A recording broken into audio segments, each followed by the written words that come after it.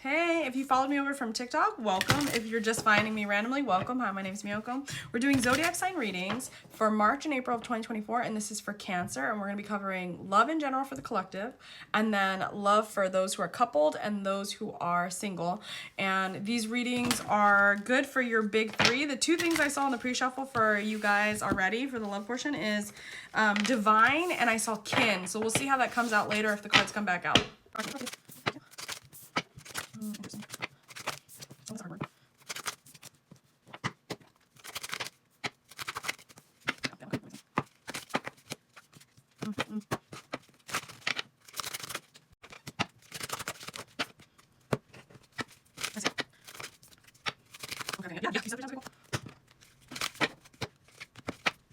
All right, so unsurprisingly, this theme connects to the general portion of how the energy is, how it affects your career, and also how it affects love for you. So for general, for Cancer, you guys, again, it's coming up that this sense of security is important for your abundance, at least for these months. Could be in general for your signs. And remember, these could be your big three placements.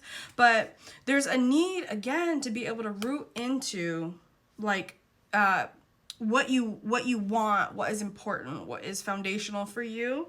They're also hinting back to the things that we said in the first part. If you didn't see that, you can go to my TikTok. If I remember, I'll link it below in the description. About, so they want you to alchemize this in a way. Vultures, right? People are afraid of vultures as birds, but they are a part of the ecosystem. They clean bones, they take away decay, they play a role in the cycle of life in nature.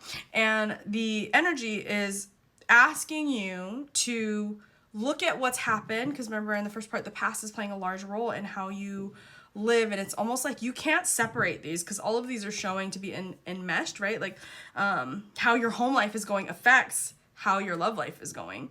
And there's these elements of the shadow that have to be looked deeper at, where they're asking you to be more in alignment in how you're viewing these things that have happened, and viewing them not as a waste or things that shouldn't have happened, but to process them and understand and see it from a place of insight of how this affects your life, how it has fostered who you are today, and how it is inspiring you to new desires of how you want to live.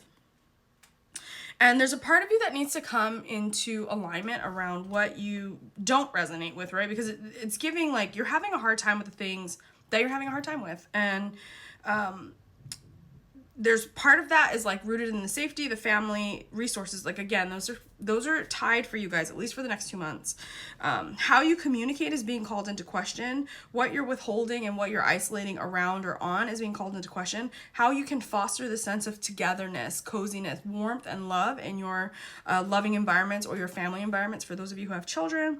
But there's this sense of, like, again, if you're not feeling safe and secure in your home, it's negatively impacting your financial resources, how you're able to go get, bring in money, have money, keep money, like this energy, right? It's like, for you, love is tied to money. I'm being recalled to this example. There's a exercise that you can do where if I ask you to imagine the energy of love or the energy of money as a person, you now embody this person, and then look at how you react, how you interact with this person. Like, you're embodying money as a person. Now you're embodying love as a person.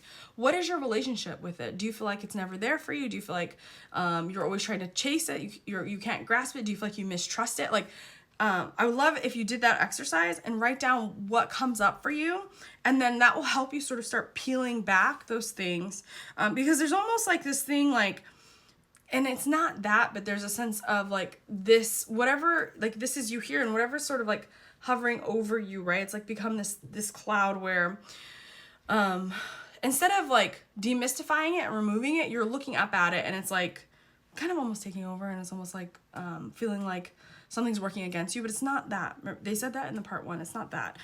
So there's deeper diving that needs to go in there, and then there's a question around how you're communicating.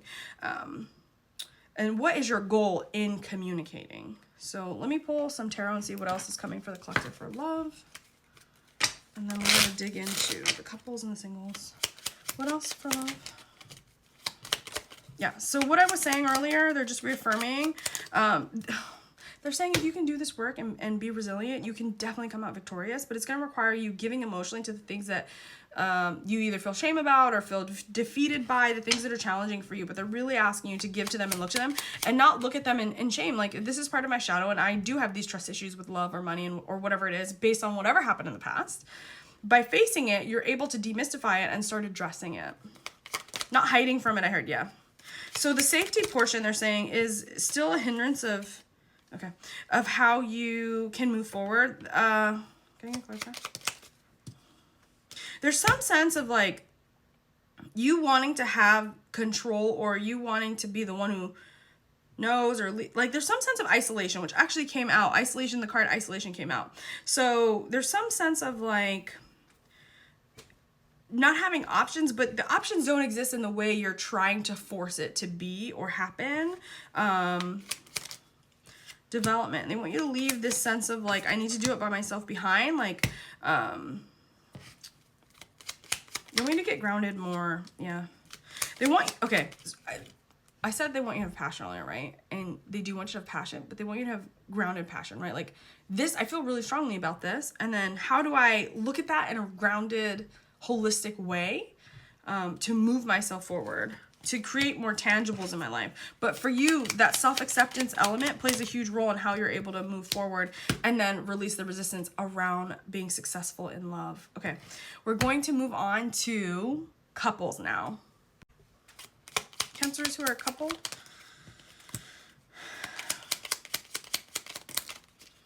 Okay, so they're saying like, these changes we're talking about in terms of like your relationship, like you're going to have to allow assistance and help before you're ready. You're going to have to allow yourself to receive. And for you, allowing yourself to receive is actually, they're showing at least, is very challenging for you. But they want you to know that keeping these parts hidden prevents you from learning and prevents you from turning new leaves and having new experiences. And you need to allow your partner to play equal part. You're not currently allowing them, or at least for those of you whose energy I'm reading currently, it's saying you're not allowing each other to like participate collaboratively. And for long-term success, you have to both give, right? But that falls back on the things we were talking about with trust. Anything else, or for a separate group? I heard for some of you, you need to live and let live. There's some sense of that when it comes to the past. So how, okay.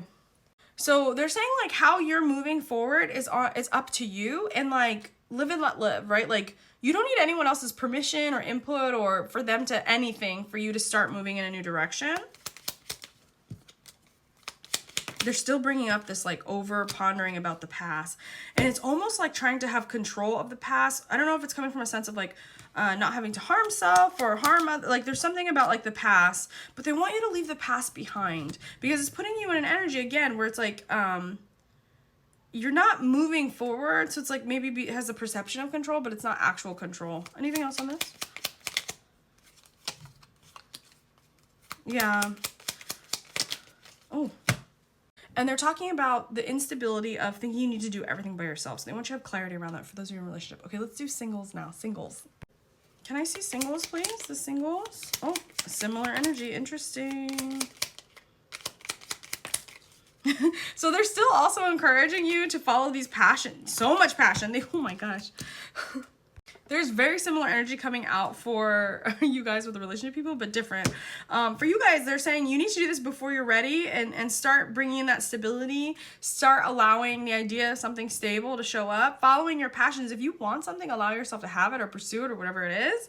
And then collaborate with the universe, right? You do your part. You let the universe do the rest of their part. They trust.